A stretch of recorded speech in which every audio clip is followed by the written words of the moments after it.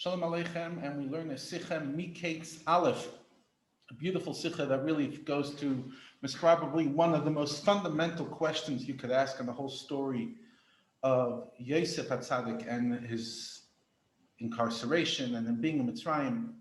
Rabbi says Rashi is supposed to answer everything. Every question that arises, Pshutei Shel Mikra.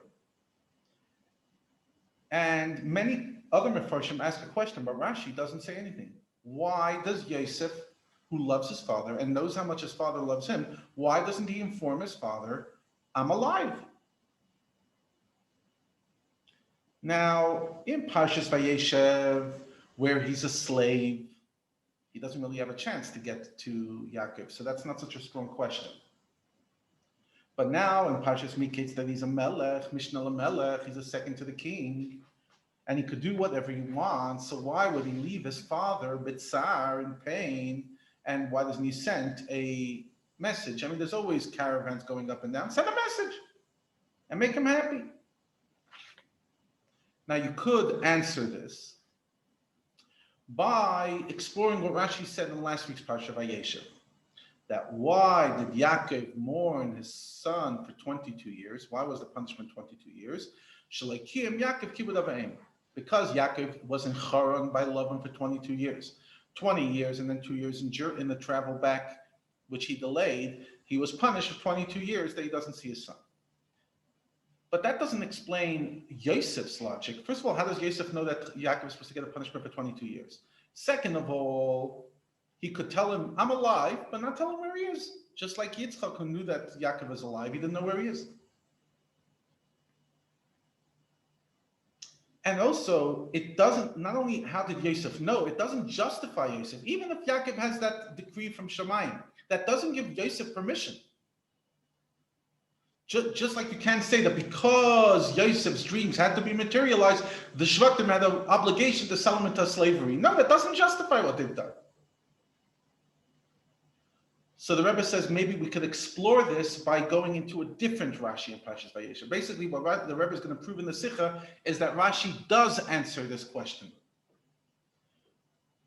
In Parshas Vayeshev, the Rashi says that the reason why Hashem didn't tell Yaakov that Yosef's alive, the Shvatim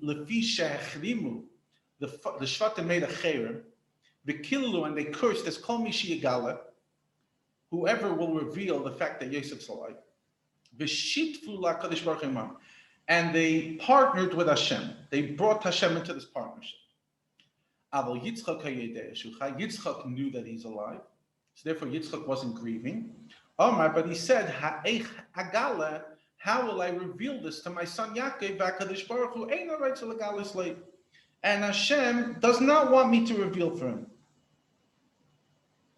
Now, who was this cherem on? You can't say that they said that whoever is going to tell Yaakov is in cherem, because then what does it mean Yitzchak says Hashem doesn't want to, so I won't? He should say the reason I'm not doing it is because I'll be in cherem. And also, why did they have to put HaKadosh Baruch Hu inside? Why does Hashem have to be combined? Just say everybody, and that includes Hashem. So you must say that the cherem was only the people who are in the cherem. And whoever reveals is amongst those, the 9 of them who were there. So then you have to understand, what does it mean that Yitzchak says Hashem doesn't want to reveal, I won't reveal? He should say Hashem is sworn not to reveal, because Hashem was one of the 10, 9 and Hashem. Second of all, why is Yitzchak holding back from telling Yaakov? Hashem's not allowed to, you're allowed to. And also, why cherem? They should have just made a deal that nobody says. And we never find in Pshutei Shel Mikra that they ever remove the cherem.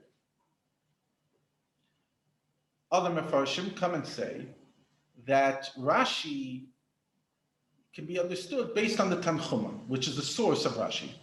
The Medrash Tanchuma says, Amru, they said, Nachum Meinenu will make a cherem, Shelo Yagid Echad Mimenu Yaakov, that not one of us will tell Yaakov.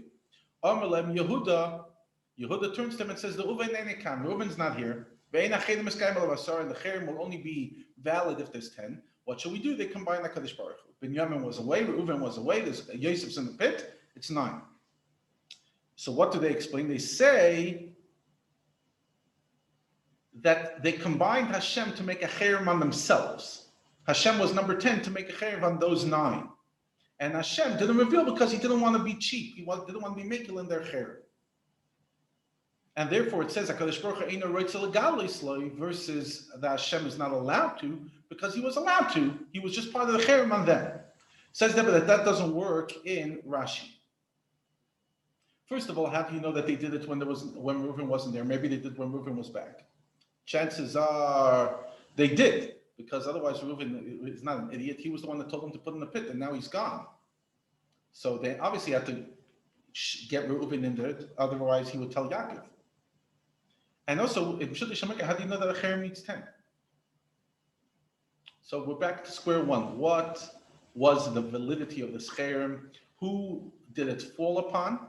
Seemingly only those 9, not Hashem, not Yitzchak. So why don't they tell Yaakov? The Rebbe goes even deeper. The Mefarsh from Rashi asks another question. How did they know that Hashem agreed to the cherem?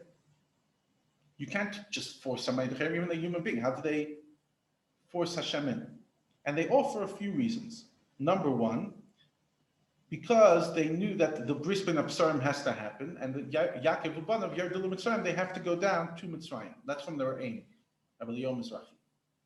Another answer is that Yaakov should get punished for 22 years. And number 3, that's from the Marik and Gur Aryeh. And number 3, that Yaakov should not curse his sons, and then the Jewish people will be wiped out because he's going to punish his children. That's from Rabbeinu Bechaya.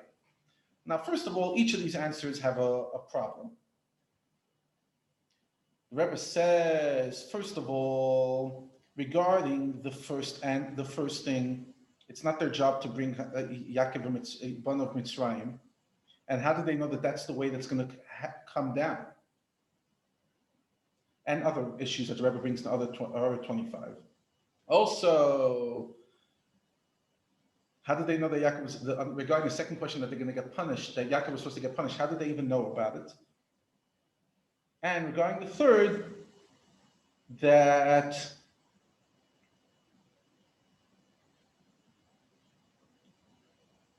he's going to curse his sons, the Rebbe does not say in the pnim of the Sikha. However, the Rebbe says that there's a fundamental problem with all this.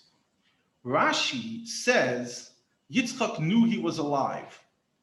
And the only reason he didn't do it is because Hashem was shitful HaKadosh Baruch Hu, and therefore Hashem wasn't saying that he was alive, so therefore Yitzchak's not saying alive. But all those reasons only explain why he shouldn't know all the details. For bris ben Absarim, so Yaakov should get punished, that they shouldn't be cursed. But why can't Hashem just let him know that he's alive? And don't tell him where he was, as we said earlier. And that would make sure that all 3 would be accomplished. He wouldn't punish his children because he didn't know that he was sold. He was still getting punished of kibbud of aim, and bris ben Absarim is still being materialized. It doesn't answer any of this. So now it's one of those sikhs that questions after questions after questions, and then the answer is right at the end. Says the Rebbe, the final answer can be understood by one big question. How is it possible that none of them did tshuva and admitted to Yaakov that Yosef is alive? Especially we see in Parshas Miketz that they all take accountability. Avol Hashem anachnu, we're taka guilty. Says the Rebbe, that's the punchline. They knew what's going to happen. They knew that they're going to regret this. So therefore they said that none of them have permission to do so without the permission of all of them. Echrimu, they said that one of them cannot break ranks, and not even all of them, most of them. All of them have to. But how are they going to make sure that it doesn't turn into a constant battle where, let's say, a majority decides to convince the minority and it's just tension? They said like the shitful HaKadosh Baruch Hu, not that they combined Hashem and the cherem. They said Hashem is going to be our signpost. He's going to let us know. If he gives us a hint and shows us that it's time to reveal, we'll reveal. If not, not.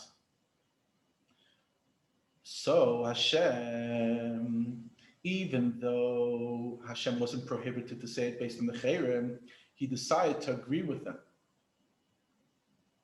And therefore Hashem does not say, and Yitzchak also does not say, not because Hashem wasn't allowed to, but because he didn't want to. And Yitzchak says, if Hashem doesn't want to, I also don't want to. And Yosef says, if Hashem doesn't want to, and Yitzchak doesn't want to, I also don't want to. Obviously Hashem has a reason, I don't know it. I'm not doing it. So then the question is, so how eventually were they allowed to? How did the cherem get removed? Comes Rashi and says in Parshas Miketz, Vayar Yaakov ki yeshever b'Mitzrayim. What does shever b'Mitzrayim? Says Rashi, Ma Vayar. What did he see? Ra bas baklai shekesh. He saw in a vision that there's something in Mitzrayim. He didn't know that it was Yosef, he knew something. So now the Shvatim who knew that Yosef from Mitzrayim, they understood that this prophecy was Hashem coming and saying it's time to let the information down. So therefore, they go down as the brothers of Yosef, and they go looking for him, and they're regretting him. And the moment Yosef sees that they made an effort to find him, he says, something's going on. Why didn't they make an effort? Till now, obviously, Hashem is allowing it to happen, but he wasn't sure about it.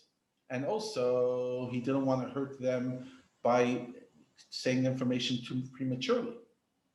So therefore, he doesn't send anything to Yaakov to a shliach. He says he waits for the shvatim, and the shvatim have to be the ones collectively to say, Oid Yosef Chai.